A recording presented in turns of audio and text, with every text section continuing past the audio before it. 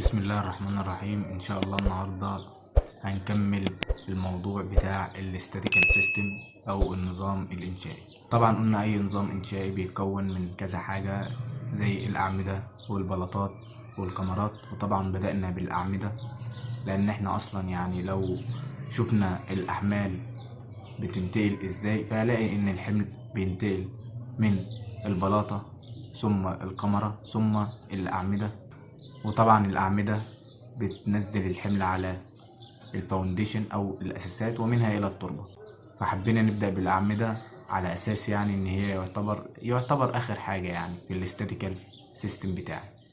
مبدئيا بس نعرف إن الكاميرات اللي عندي دايما بيبقى العرض بتاعها يا إما عرض الكاميرا يا إما 25 يا إما 12، وفي الغالب بيكون لغرض معماري، بحيث إن أنا لو عندي حائط العرض بتاع الحيطة عندي هتكون 25 فبعمل عرض الكاميرا 25، وده علشان مخليش فيه أي بروز بين الكاميرا والحيطة لأنه هيأثر عليا معماريا وهيجيب لي تكلفة زيادة فيما بعد في التشطيبات.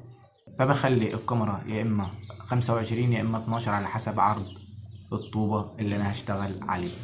انما اللي ممكن اتحكم فيه او اتغير فيه هو السمك بتاع الكاميرا، وده على حسب التصميم اللي عندي. يعني لو انا صممت كاميرا ابعادها وليكن مثلا 25 في 40 وطلعت انسيف يعني مش امنة او محتاج ان انا اغير في التصميم، غالبا بلجأ ان انا اغير في العمق بتاع الكاميرا وليس العرض، لان احنا قلنا العرض بعمله للغرض المعماري، وده في الغالب احيانا ممكن يكون العرض مختلف عن كده بس ده في الغالب، وغالبا ما بيكون في الاسقف السوليد سلاب. طيب انا دلوقتي عندي الكاميرات برضو ليها انواع، وكل نوع على حسب استخدامه عندي. يعني انا عندي في انواع الكاميرات عندي 3 انواع.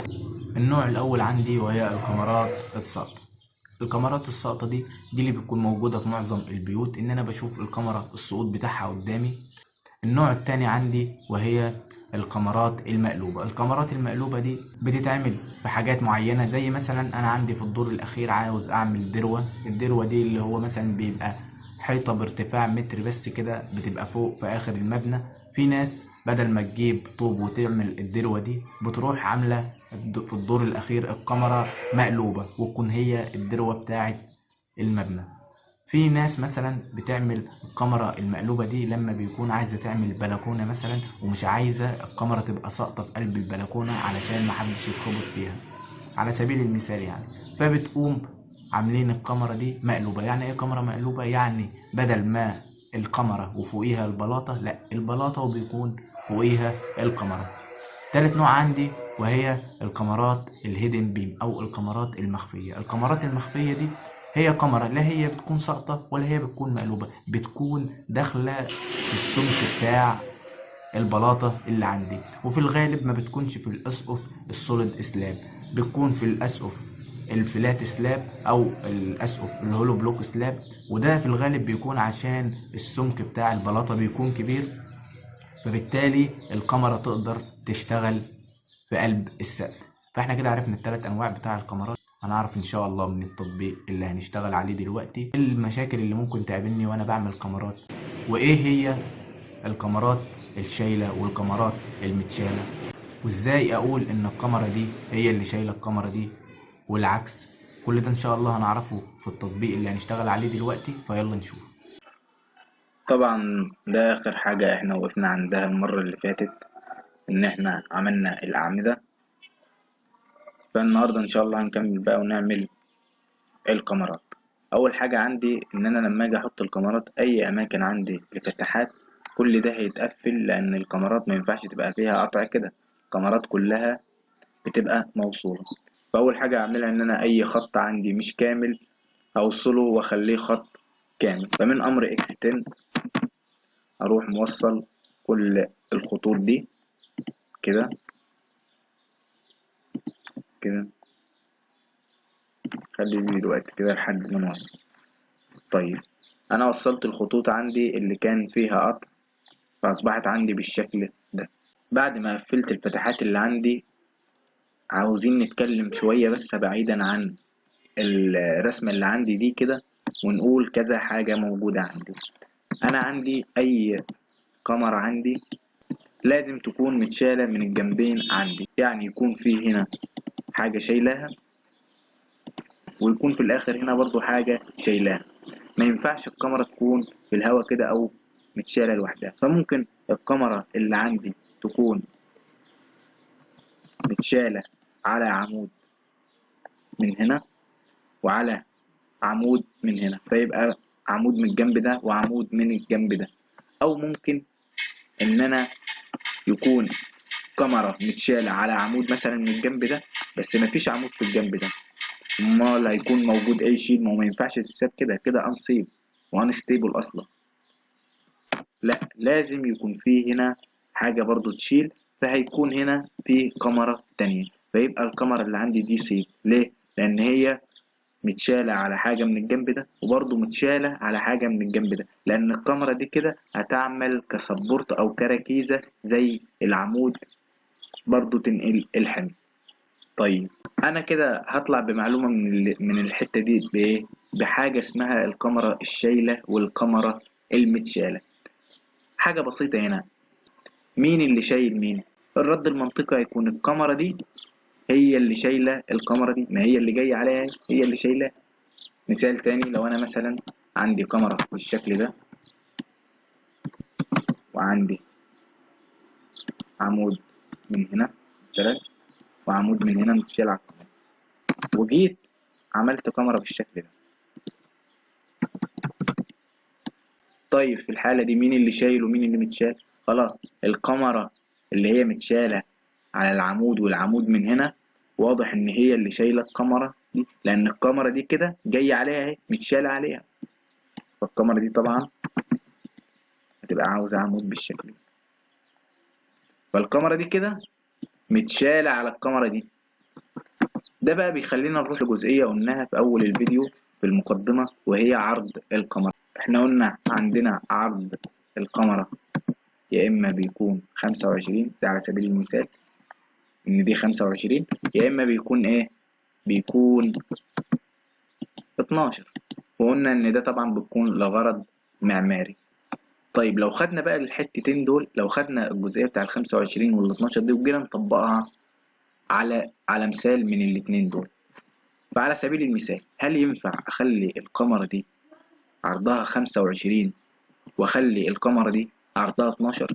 يعني الكاميرا اللي شايله يكون عرضها اصغر من اللي متشاله، كأن انا مثلا جبت واحد تخين وجبت واحد رفيع خالص وصغير، وقلت للرفيع خالص والصغير ده خد بقى شيل التخين ده. هل ده ينفع؟ لا طبعا، ده مش منطقي. المنطقي ايه؟ ان التخين، الشخص التخين اللي عندي ده هو اللي يشيل الشخص الصغير او الرفيع. هو ده بالظبط اللي احنا هنعمله برضو في الشايل والمتشال، ان دايما الكاميرا الشايلة بيكون عرضها اكبر من الكاميرا اللي متشالة عليها، او ينفع يكون الاتنين قد بعض عادي جدا، بس احنا في الغالب بنعمل كده. يعني مثلا على سبيل المثال انا عندي الكاميرا دي هي اهي متشالة على الكاميرا دي، خلاص يبقى الكاميرا دي هي اللي هتكون يبقى الكاميرا دي هي اللي هتكون 12، والكاميرا الكبيرة دي اللي هي الشايلة هي دي اللي هتكون 25. اظن كده النقطة دي احنا فهمناها. طيب لما انا اجي اعمل الاستاتيكال سيستم لازم اخلي بالي من نقطة تانية وهي مهمة. دايما الكاميرا الشايلة او الكاميرا المين بيم اللي هي الكاميرا الشايلة او الكاميرا الاساسية، الخط بتاعها بيكون مستمر لحد الاخر. يعني ايه الكلام ده؟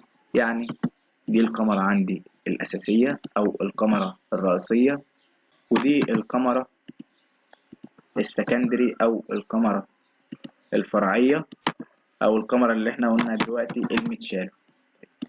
احنا قلنا ان الكاميرا الرئيسية او الكاميرا الشايلة الخطوط بتاعتها هي اللي مستمرة، والمتشالة خطوطها واقفة. يعني ايه الكلام ده؟ يعني انا دلوقتي عندي في الجزء بتاع التقاطع بتاع الخطوط ده الكاميرا الرئيسية او الشايلة الكاميرا دي، فخلاص خطها مستمر. طب ما هو في خط قطعها؟ لا، يبقى خطها هي اللي مستمر. انما الكاميرا الفرعية او المتشالة او اللي هترمي على الكاميرا الاساسية دي خطها يقف لان هي مرمية عليها، فيقف يكون كده. يعني ما ينفعش يكون بالشكل ده.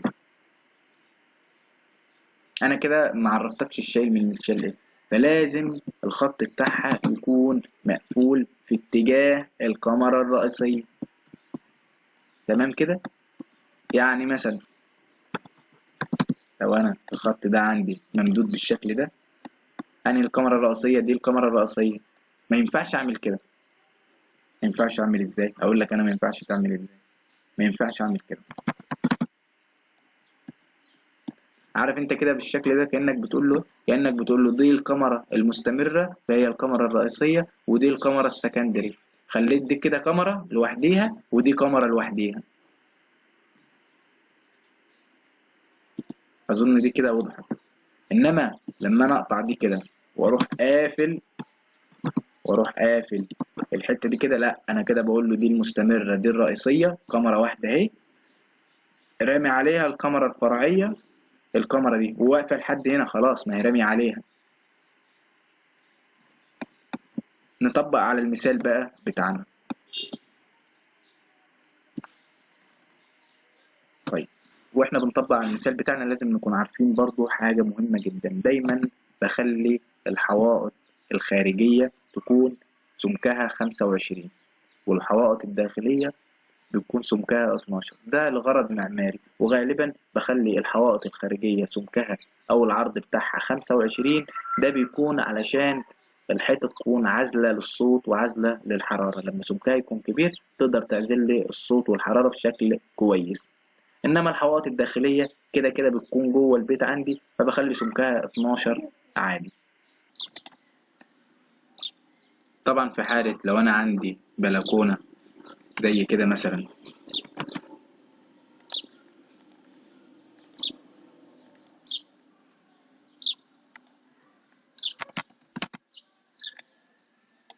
لو انا عندي بلكونه بالشكل ده مثلا وانا عاوز مش هعمل هنا بلكونه، انا هستغل التضليل ده وهضمه عندي مثلا لغرفه. لما اجي اعمل الحيطه اللي هتكون موجوده هنا، اخلي بالي ان الحيطه دي هعملها 12 مش 25. طب ليه بعملها 12 مش 25؟ ده تقليل احمال علشان الكابولي، علشان ما يكونش على الكابولي حمل كبير. فبخلي الحيطة دي 12. انما الحدود بتاعة المبنى بتاعتي قلنا بنعملها 25. طيب تمام.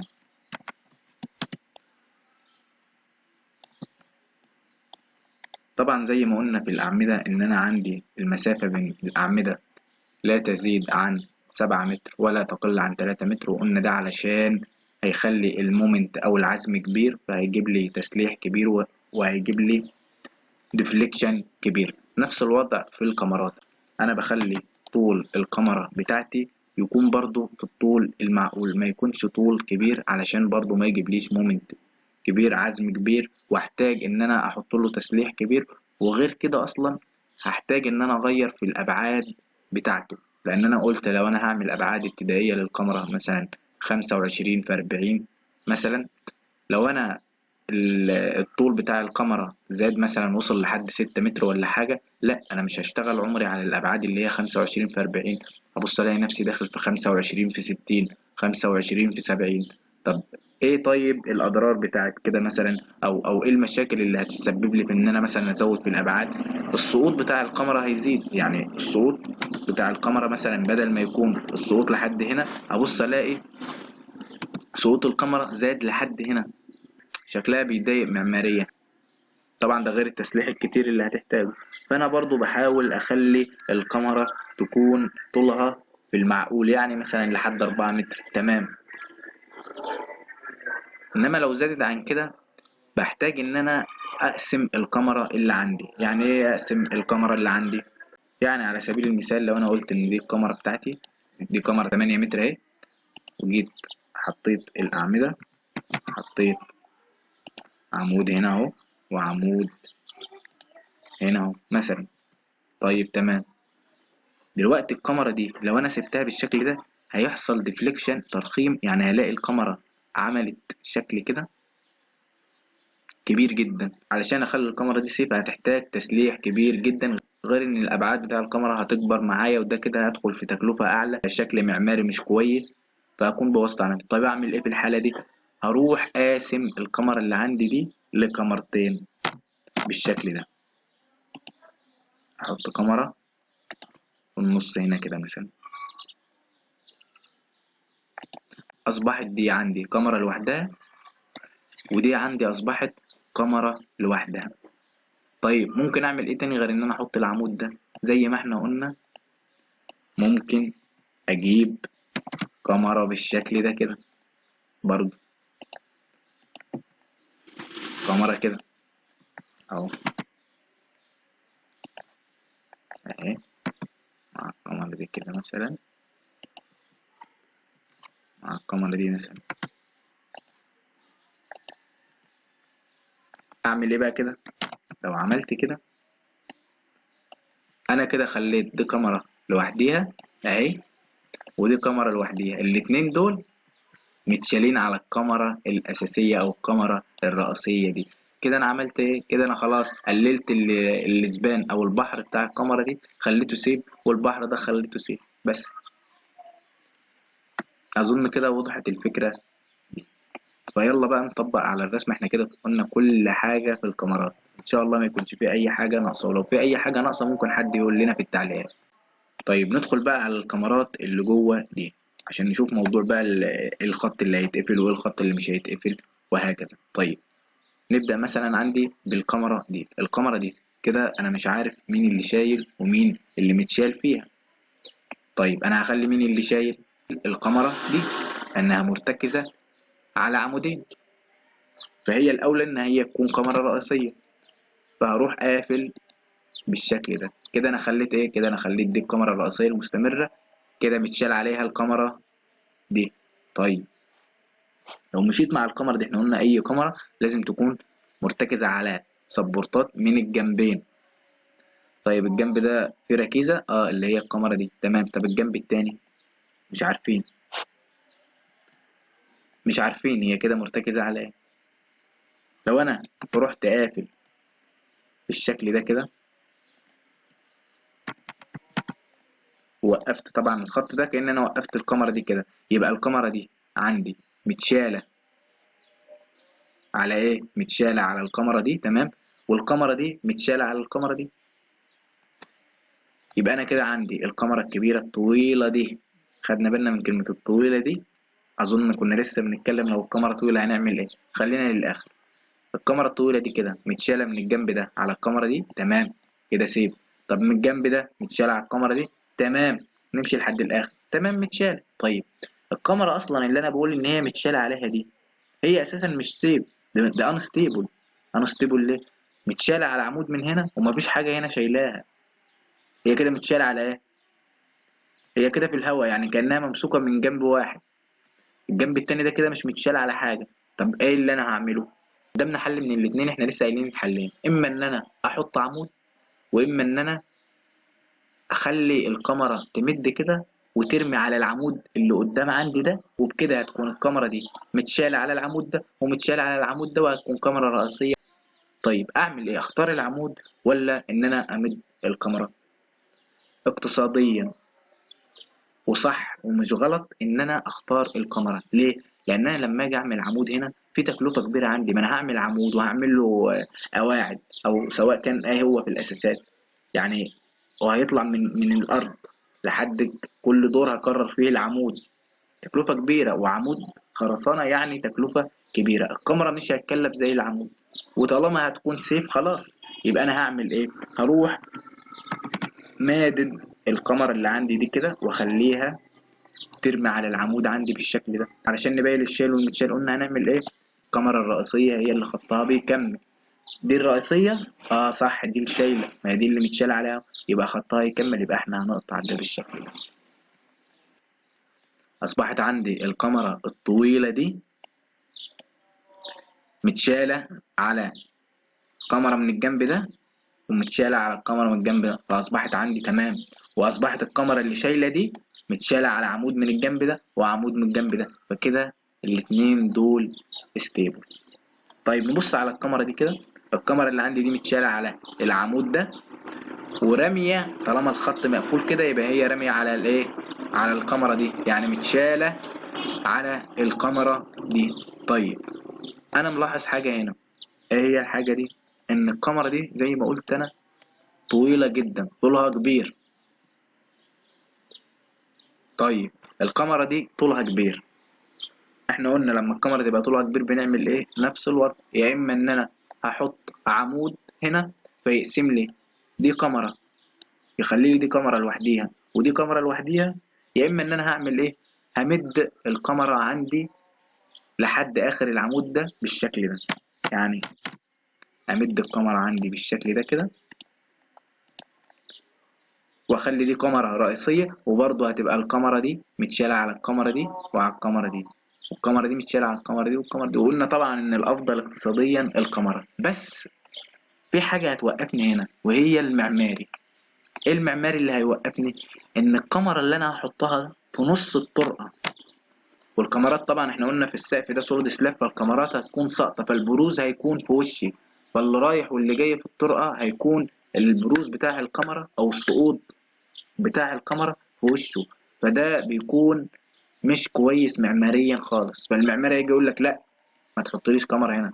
طب يا عم ايه كده الحل اللي انا هعمله؟ في الحالة دي بقى غصب عني هروح حاطط عمود في المنطقة دي، وأقسم لك الكاميرا الكبيرة دي لجزء كاميرا هنا اهي وكاميرا هنا اهي. ده بقى غصب عني كده، المعماري هو اللي حكمني.